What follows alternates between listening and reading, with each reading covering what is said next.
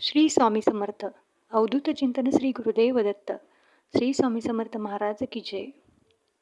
मित्र हो, आयुष्य एक आपलं सारीपाटावरल्या खेळासारखंच आहे. कधी आपण कोणत्या अडचणीत फसू, कधी आपल्यापुढं कोणती अडचण येईल, कोणते संकट येईल हे आपल्याला काहीच माहिती नसतं. कधी कधी असं होतं, आपण स्वामींची भक्ती मनापासून करत असतो. स्वामींचा जप, स्वामींची नित्यसेवा मनापासून करत असतो. रोजच्या जीवनात स्वामींनी जसे सांगितले आहे तसे वागत असतो. जसे की स्वामींची भक्ती करणे, दानधर्म करणे, पूजा अर्चा करणे, प्राणीमात्रावरती दया करणे, सगळ्याशी चांगलं वागणे, सत्याच्या मार्गावर चालत राहणे. मग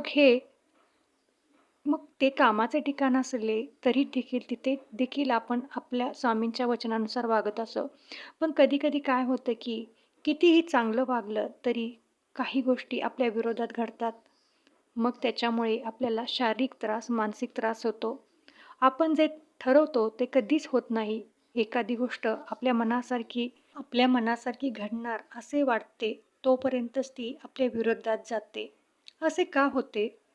आपल्यावरतीच अडचणी का येतात? हे आपल्याला प्रश्न पडलेला असतो. खूप अडचणी येतात, आर्थिक ताण येतो. मनाने दुरावलेली माणसं एकमेकांपासून दुरावली जातात. आपल्याच माणसांपासून आपल्याला त्रास होतो. पण हे सगळं केव्हा घडतं? तेव्हा एकच लक्षात ठेवायचं, की आपली स्वामी मुद्दाम परीक्षा घेत आहेत. कारण स्वामींना आपल्या भक्तांना प्रत्येक अडचणीतून झळाळून काढायचं असतं. जसं की सोन्याला देखील अग्नीच्या तप्त्या अग्नीमधून बाहेर पडल्यानंतरच झळाळी मिळते, तसेच स्वामी आपल्या भक्तांना सर्व अडचणीतून, सर्व संकटातून काढून मगच आपला भक्त मनाने, शरीराने आणि आत्मीयतेने आपल्याशी जोडला जाईल हे स्वामी बघत असतात. तुम्हाला जर खरोखरच स्वामी भक्त बनायचं असेल, तर आयुष्यात कोणत्याही अडचणी येऊ द्यात, कितीही संकट येऊ द्यात, फक्त स्वामींच्यावर विश्वास ठेवा, स्वामींची भक्ती करत राहा आणि जे काही होतंय ते फक्त स्वामींचा कृपा आशीर्वाद समजून पुढे चालत राहा. फक्त लक्षात ठेवा, स्वामी नेहमी तुमच्या पाठीशी आहेत.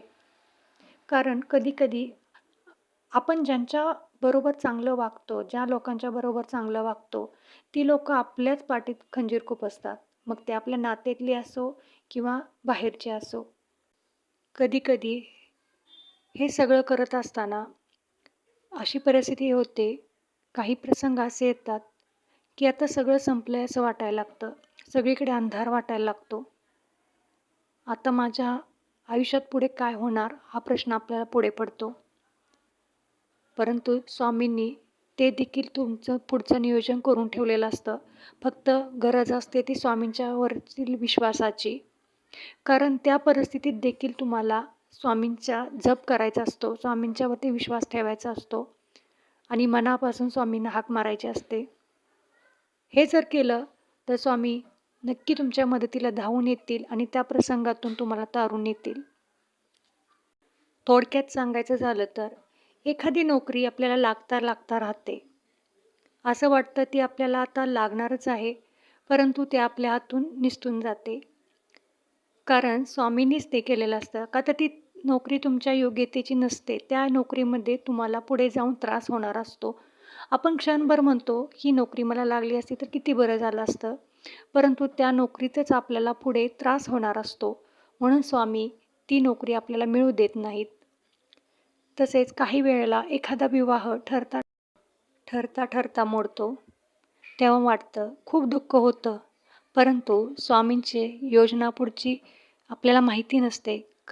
कारण तो विवाह ठरला तर आपल्याला पुढे जाऊन त्रास होणार असतो. अशी अनेक उदाहरण घडलेली आहेत. म्हणून स्वामींनी तो विवाह ठरवून दिलेला नसतो. म्हणून जे काही आयुष्यात होईल ते स्वामींचा कृपा आशीर्वाद म्हणून पुढे जावे. थोडक्यात काय सांगायचं तर स्वामींवरती निस्सीम भक्ती ठेवून, निस्सीम विश्वास ठेवून स्वामींचे ध्यान करा, जप करा आणि आयुष्य स्वामींनी जसं सांगितलं आहे तसं जगत राहा. व्हिडिओ आवडला असेल तर सबस्क्राईब करायला विसरू नका. कमेंटमध्ये श्री स्वामी समर्थ लिहायला विसरू नका. श्री स्वामी समर्थ. धन्यवाद.